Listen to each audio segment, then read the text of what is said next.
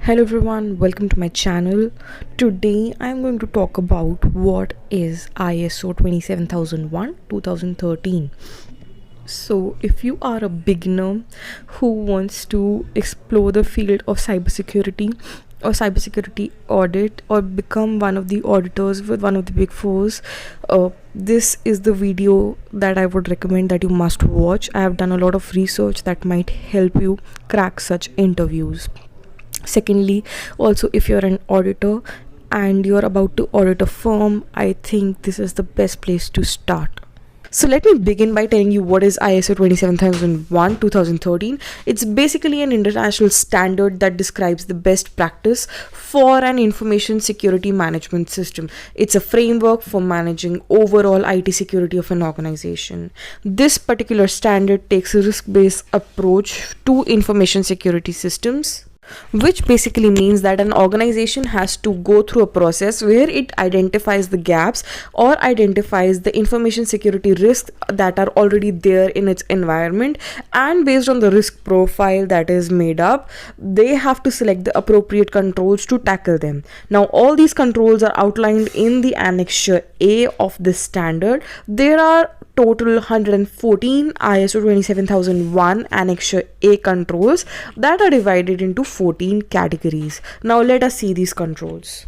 Now in this particular video we can see over here that these are the controls. So basically these categories do not start from A.1, they start from A.5 and they go up till A.18. So A.5 to A.18 list all the categories of controls that an organization must overview. We begin with information security policies and we end with basic compliance controls.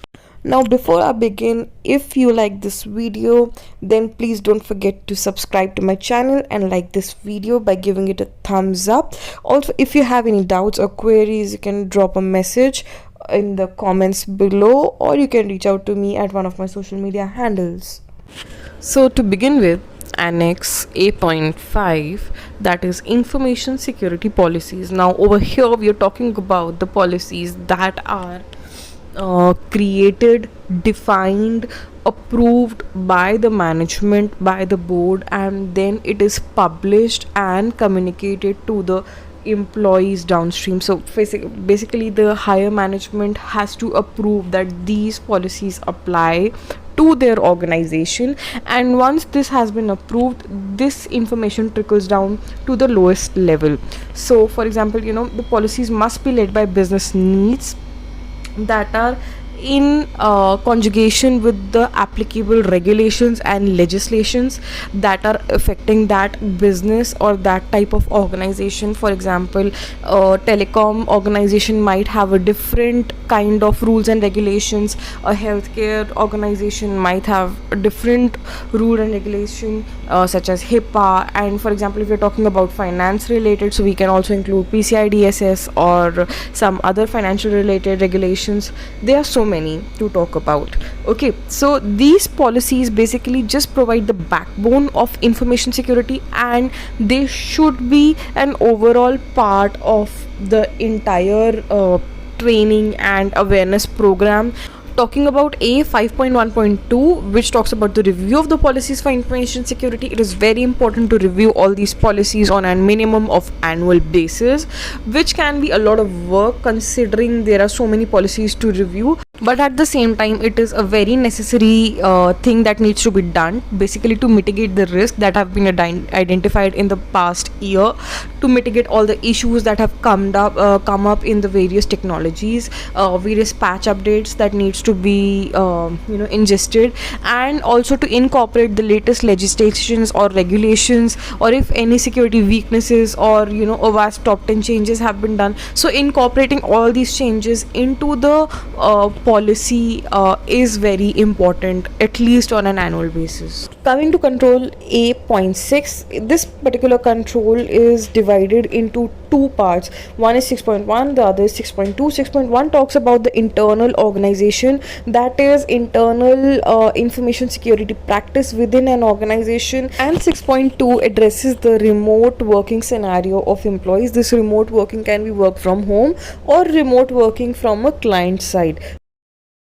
6.1.1 says about information security roles and responsibility. According to this control, it is a mandate for all organizations to assign the information security responsibility to a particular person. That is, every responsibility related to security needs to be allocated to a person. For example, the business owners, the process owners, the IT managers, the HR managers, the external auditors, the auditees, a maker, and a checker. These are a few examples. On an organization wide level, we can also consider CISO, CIO, CTO. These are all the people who have been assigned a particular set of defined responsibilities that make them responsible for various information security assets that are there in an organization. Second comes segregation of duties. Segregation of duty means that every person has a well defined duty, and one duty cannot overlap between two people. This is basically to reduce the opportunity for any unauthorized or unintentional modification or misuse of any of the organization's assets, because organization has so many assets that may be critical, sensitive, or confidential to their particular business or the trade that they are doing. And segregation of duty, basically it's not just that a lower level employee should not see a higher level information, but it goes both ways, that a manager is also sometimes restricted to see a basic thing as the salary of their own employee, or maybe the reason why they are taking a leave, or what has been their medical status up till now in the system. So maybe a manager is not allowed to see that, but their HR is allowed to see that. So these are the basic things even that can be counted as a segregation of duty, and ISO 27001 really clearly defines the segregation of duty and its importance, so that no information can be misused by an unauthorized person intentionally or unintentionally. Now, A 6.1.3 talks about contract with authorities. Contract with authorities deals with all the relevant authorities, and appropriate contracts must be maintained by the organizations that are relevant to them. For example, if you are a finance related organization and you are keeping all the credit card details or the bank account details of your customers, then you must be compliant with PCI DSS standards. And on the other hand, if you are an organization who comes under the GDPR purview, then you must have a legal representative that basically tells you that how to adopt to these controls such as GDPR, HIPAA, and also to think about the various legal responsibilities your organization carries for these particular authorities that you have a contract with, such as the police, the information commissioner office, or the data privacy body such as GDPR, or the healthcare bodies such as HIPAA, and how are you maintaining those records, what kind of information needs to be provided. Coming to 6.2, which talks about the remote working of devices. This particularly talks about 6.2.1, that is mobile device policy, and 6.2.2, that is teleworking. In both the scenarios, policies and supporting security scenarios and measures need to be clearly defined, and the organization as a whole needs to adopt to such measures that have been defined to manage the risks that are introduced by using mobile devices, mobile phones, which can be taken out from the premises of an organization. Because what happens is, in traditional methods of working where a desktop was already kept on the table, it was difficult to carry out information from the office premises, because even the pen drives and such portable devices were not allowed in the organization. But due to the advancement of technology and use of mobile phones, bring your own devices, now the organizations face much more threat, where there's a huge possibility of leak of the sensitive or confidential data of organization that can relate to various organization secrets, or their some of the patents that they're working on, or their key customer data which can be misplaced by any of their employees. So some of key points that should be taken considered while drafting such policies should be management of such devices that are portable, physical protection of assets, restriction on what kind of softwares can be installed, what kind of devices can be used, cryptography and encryption of sensitive data, backup and storage of data that is very much required, business essential to the organization, and use of trusted networks, and so on. Control number 7 talks about human resource security. Basic objective of this control is to make sure that employees and contractors understand their individual responsibilities and their role in the overall work they do. It's basically divided into 3 sections, that is 7.1, 7.2, 7.3. 7.1 addresses that every individual has a responsibility towards the company before even they get employed by it. 7.1 is further divided into 2 parts, that is 7.1.1, that is screening, and 7.1.2, that is terms and conditions of employment. Screening is basically your background verification, that is BVG, okay, background verification that companies do when before an individual joins their company. That is done to ensure that an individual or the person who is the job applicant is in compliance with the applicable rules and legislations of that particular law of the land. And 7.1.2 talks about terms and conditions of employment, which are pretty basic, that everybody knows regarding copyright, data protection, non-disclosure agreements, or the notice period and stuff like that. So it depends from organization to organization, but yeah, it is one of the mandates that needs to be addressed in this particular control. 7.2 covers basic responsibility of an of an employee during their employment tenure. It is further divided into 2.1, 2.2, which talks about the management responsibilities and the information security awareness and education training that an employee must receive during their work tenure in the particular organization.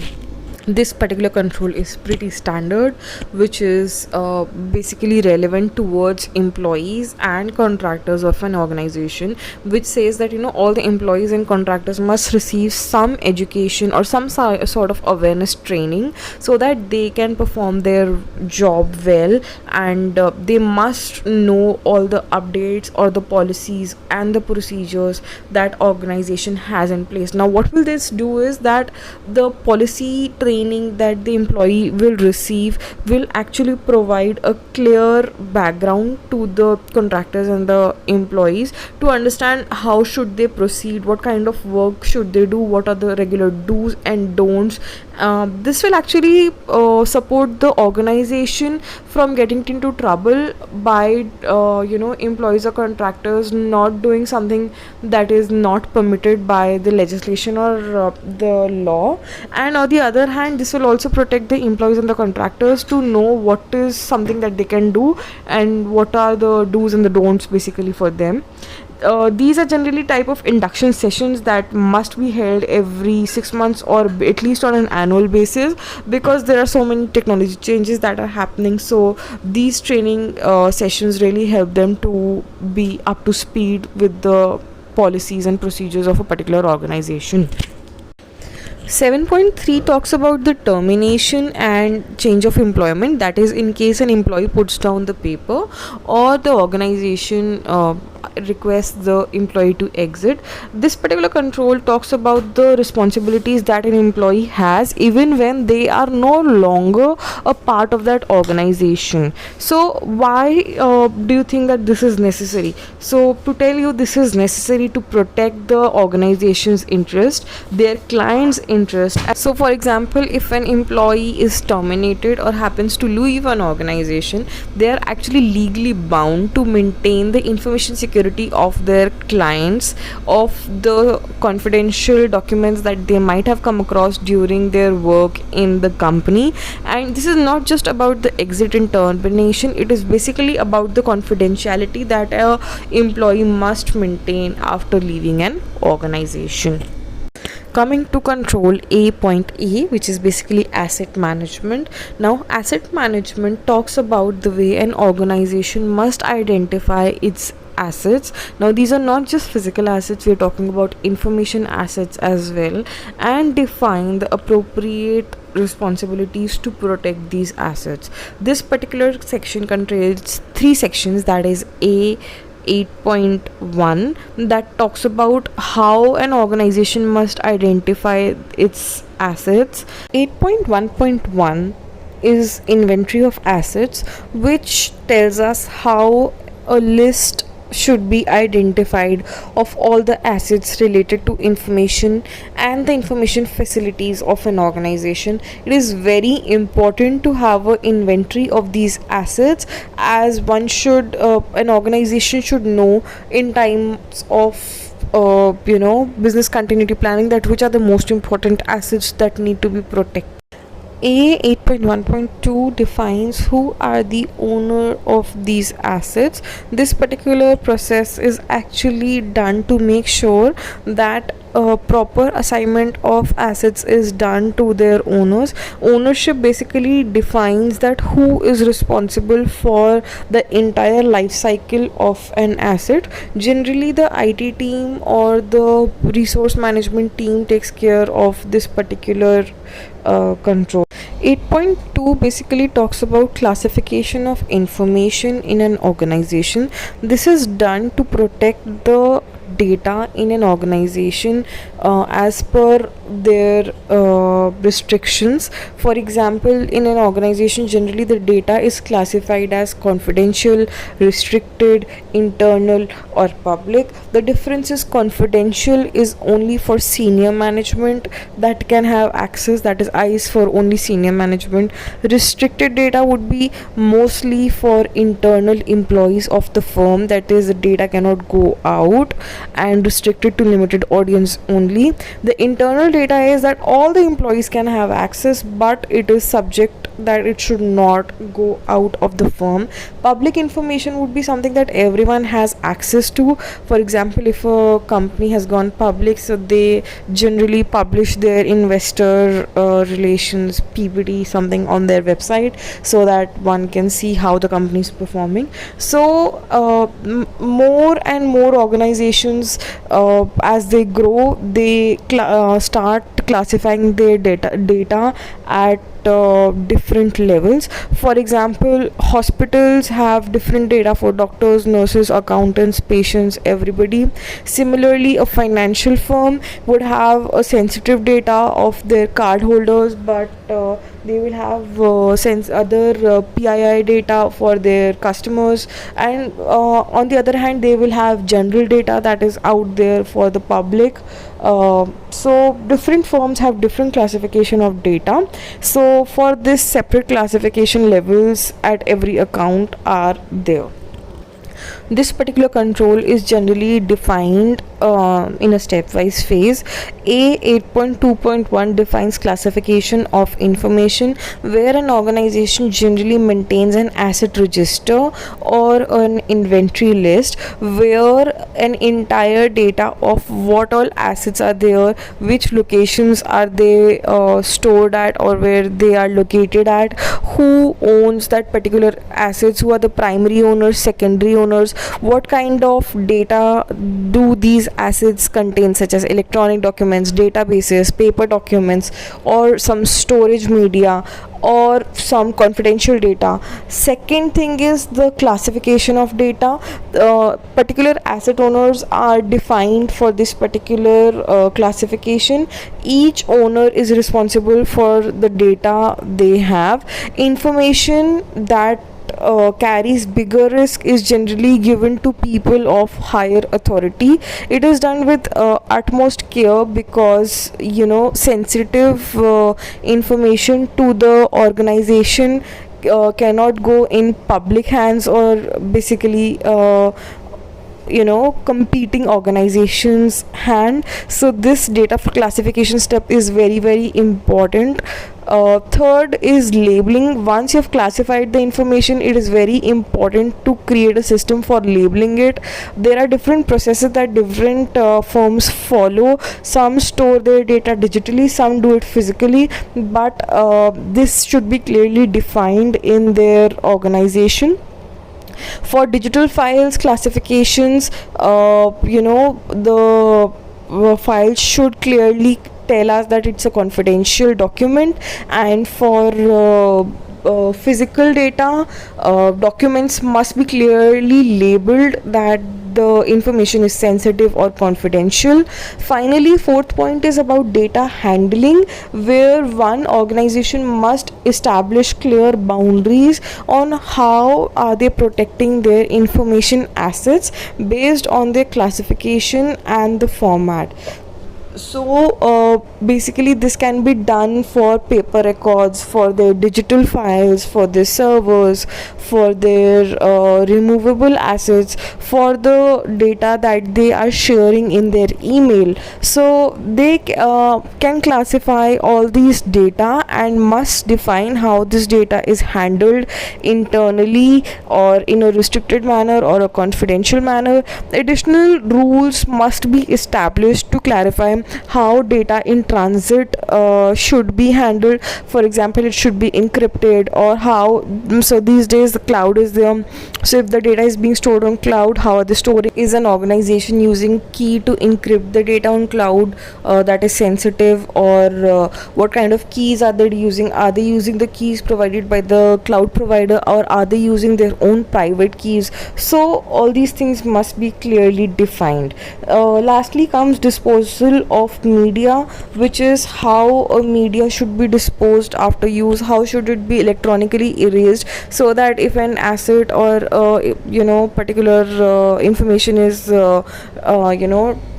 destroyed at the end of its life cycle, how is the media that is stored on it treated, so that the sensitive information doesn't go out and creates a problem for the organization. I will be taking a pause over here in the interest of time, because this video is becoming too long. So what we'll do is we'll be dividing this video into two parts, and from point number 9 onwards you can refer to the another video that will be coming out soon, or if that has already come out, I'll just put a link to it and you can check out in the one of the top corners. So don't forget to comment below if you have any doubts, and you can also follow me on social media handles that are mentioned over here. Thank you for watching this video. If you liked it and if it helped you, just subscribe to my channel, hit the bell icon, and do press the like button or dislike button, whatever. Thank you for watching. Bye bye. See you next time.